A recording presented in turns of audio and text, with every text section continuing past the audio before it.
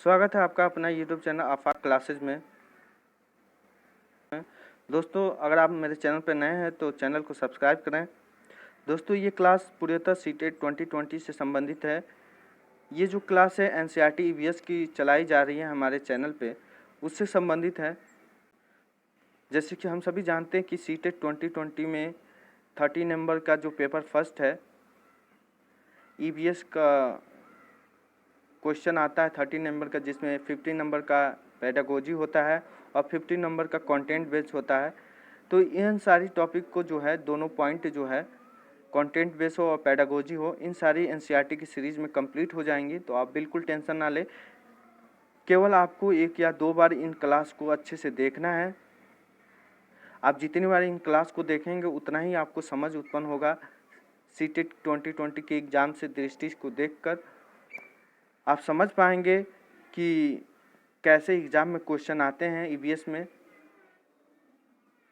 तो class start करते हैं। क्लास स्टार्ट करने से पहले बता दूं कि दोस्तों, अगर इसके पहले की क्लास अगर नहीं देखे हैं तो आप वीडियो के डिस्क्रिप्शन में लिंक दिया है, वहां से देख सकते हैं। और इस चैनल पे एनसीईआरटी की प्लेलिस्ट बनी है, जहां पे सारे एनसीईआरटी की जो ईवीएस की क्लास है अवेलेबल है, वहां जाके प्लेलिस्ट में आप देख लें। और इस वीडियो के एंड में एंड स्क्रीन आएगी, जहाँ पे क्लास की प्रीवियस जो क्लास हुई है उसकी आपको वीडियो दिख जाएगी, जहाँ पे आपको क्लिक करके वो क्लास आप देख सकते हैं। तो क्लास स्टार्ट करते हैं। ये क्लास 3rd ईवीएस का चैप्टर 7 का क्लास है, जैसे कि आप अपनी स्क्रीन में देख रहे हैं।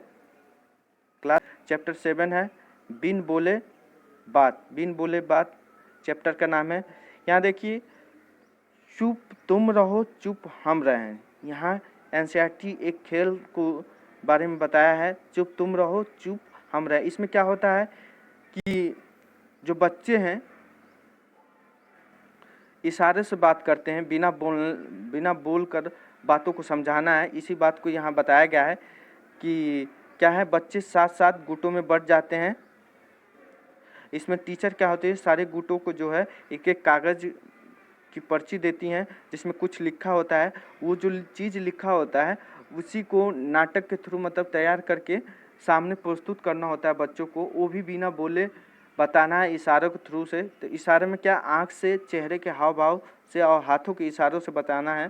तो इसी को क्या बताया है एनसीईआरटी, क्या कहा बताया है, चुप तुम रहो चुप हम रहें। एनसीईआरटी में इसी खेल को क्या कहा जा रहा है, चुप तुम रहो चुप हम रहें। तो ये खेल इसी तरह खेला जाता है कि उस पर्ची में जो चीज़, जो जैसे कि अगर खुशी का लिखा होगा तो आपको खुशी की तरह अपना चेहरा, ये जो हाव भाव है उसको प्रकट करना, ताकि देखने वाला समझ पाए कि क्या नाटक हो रहा है। तो इस चीज़ के बारे में बताया गया। तो ये बस आपको एक कहानी जान लीजिए क्या है। तो इससे हमारा ये जो पॉइंट है ये इम्पोर्टेंट है, इसको ध्यान में दें।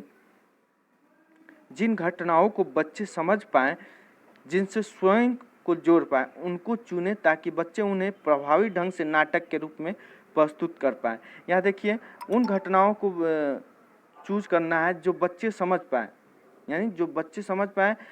अगर बच्चे समझ पाएँ उन घटनाओं को, तो उस घटनाओं से ऑटोमेटिकली बच्चे क्या होंगे, जुड़ जाएंगे और प्रभावी ढंग से उसको नाटक को क्या करेंगे, प्रस्तुत करेंगे। यानी यहाँ पे एक तरह की बच्चों को क्या करना है, ऐसे चीज़ों को नाटक करने की प्रेरित करना है जिससे वो आसानी से जुड़ सकें। इस पॉइंट में यही बताया जा रहा है। नेक्स्ट पॉइंट देखते हैं क्या है।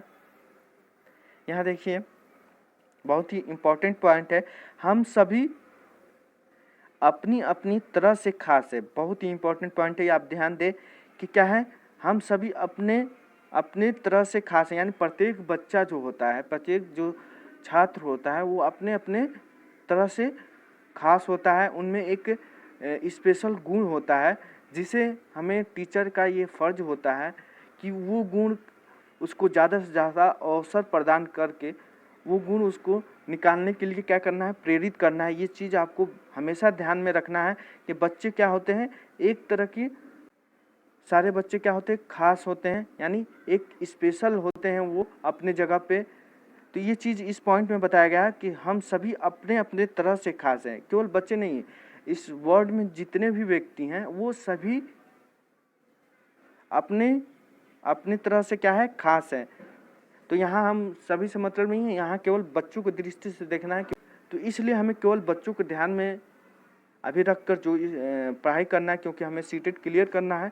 तो यहाँ पे हम बच्चों को ध्यान में ही रख कर जो भी पॉइंट है उसको डिस्कस करेंगे, क्योंकि हमारा एजुकेशन जो है केवल चाइल्ड सेंटर पे ही निर्भर करता है यहाँ पे, क्योंकि हमारा जो एजुकेशन है चाइल्ड सेंटर है। इसलिए हम कोई भी पॉइंट हम बच्चों की दृष्टि को ध्यान में रख के ही डिस्कस करेंगे।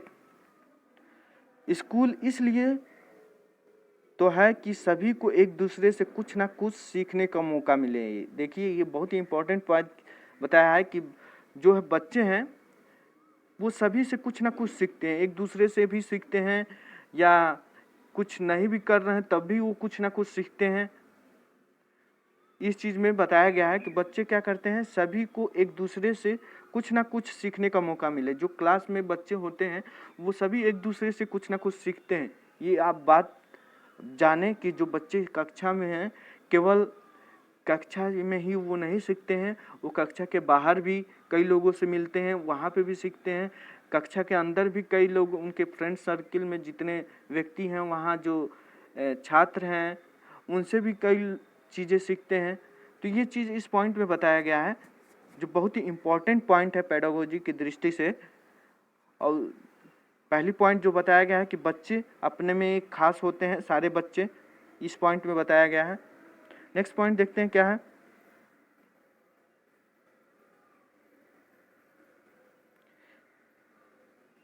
यहाँ देखिए बहुत ही इम्पोर्टेंट पॉइंट है। इस पाठ में चर्चा हो सकती है कि हम सब में अलग अलग तरह की क्षमताएं हैं। बिल्कुल बहुत ही इम्पोर्टेंट पॉइंट है। जितने बच्चे होते हैं ये सब में अलग अलग तरह की क्या होती है, क्षमताएं होती हैं, उनकी अलग अलग तरह की आवश्यकताएं होती हैं। तो वो सारी चीज़ों को क्या करना है, इस पाठ के थ्रू हमें चर्चा भी करना है। मतलब इस तरह की अगर पाठ हम कक्षा में पढ़ा रहे हैं तो इन सब पॉइंटों पे क्या करना है, बच्चों में ज़्यादा से ज़्यादा चर्चा करना है, ताकि उनके अंदर इस तरह की क्षमता जो है उत्पन्न हो सके, ताकि वो समझ पाएँ कि सारे बच्चे जो हैं सब में अलग अलग तरह की क्षमताएं होती हैं, ये वो जान पाएँ। बच्चों को अपने अनुभवों को शामिल करते हुए इस विषय पर संवेदनशीलता बढ़ाई जा सकती है। यहाँ एक क्वेश्चन पूछा जा सकता है कि ईवीएस में बच्चों के प्रति जो संवेदनशीलता बढ़ाना है तो उसमें आपको क्या करना पड़ेगा। तो आप उनको अनुभवों को शामिल करते हुए क्या करना है, इन विषयों पर जो है इस विषय पर संवेदनशीलता बढ़ाई जाती है। यानी ईवीएस में जो ईवीएस का सब्जेक्ट है उस पर संवेदनशीलता बच्चों में कैसे बढ़ाई जा सकती है। इन सब्जेक्टों में क्या है, इस सब्जेक्ट में बच्चों को अनुभवों को शामिल करके इस विषय के प्रति बच्चों में संवेदनशीलता बढ़ाई जा सकती है। इस पॉइंट में बताया गया है। इस पॉइंट से दो इम्पोर्टेंट बात आप एकदम ध्यान रखें कि क्या होता है, बच्चे में अलग अलग तरह की क्षमताएं होती हैं और ईवीएस के प्रति उनको संवेदनशील बनाने के लिए ईवीएस के प्रति क्या करना है, बच्चों को अनुभवों को शामिल करना है। क्या करना है, बच्चों को अनुभवों के जो भी बच्चे हैं उनके अनुभवों को क्या करना है, अगर उस विषय में शामिल कर लिया जाए तो वो क्या होता है, उन विषय के प्रति संवेदनशील उत्पन्न होता है बच्चों में। इस पॉइंट में बताया गया है। नेक्स्ट पॉइंट देखते हैं।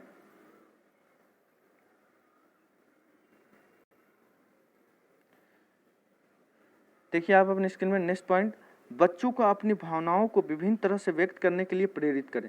बहुत ही इंपॉर्टेंट पॉइंट है। बच्चों को क्या करना है, अपने भावनाओं को विभिन्न तरीकों से व्यक्त करने के लिए ज़्यादा से ज़्यादा प्रेरित करना है बच्चों को। बच्चों से इस तरह का अगर चर्चा आप कराएंगे, इन लोग को प्रेरित करेंगे कि हम अपनी जो भावनाएं हैं अलग अलग तरह से प्रकट कर सकते हैं, व्यक्त कर सकते हैं अपने भावनाओं को अलग अलग तरीके से। तो इस तरह के क्रियाकलाप बच्चों में कराने से क्या होगा, उनके अंदर सृजनात्मक क्षमताओं का विकास होगा। जैसे कि आप पिछले क्लास में देखे हैं, सृजनात्मक क्षमताएं कई तरीके से विकास हो सकती है। जैसे कि हम बच्चों को ज़्यादा से ज़्यादा जिज्ञासा, जैसे जिसमें दिमाग का यूज ज़्यादा हो, उस टाइप का खेल खेलने के लिए हम बच्चों को ज़्यादा से ज़्यादा अगर अवसर प्रदान करते हैं तो उसमें भी बच्चे क्या होते हैं, उनमें भी सृजनात्मक क्षमता उस तरह के से भी उत्पन्न होता है।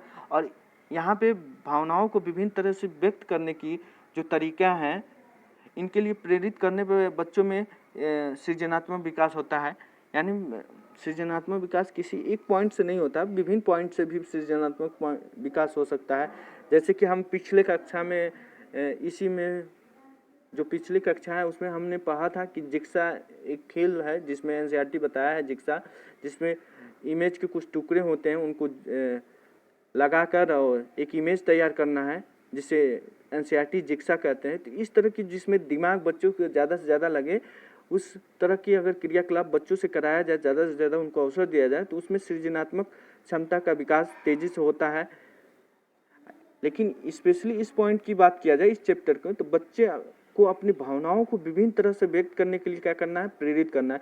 जो भावनाएं हैं जैसे दुखी हो, खुशी हो या बहुत ज़्यादा खुशी का हो, इस तरह की जो भावनाएं हैं बच्चों को क्या करना है, प्रेरित करना है व्यक्त करने के लिए इस तरह के भावनाओं के ज़्यादा से ज़्यादा।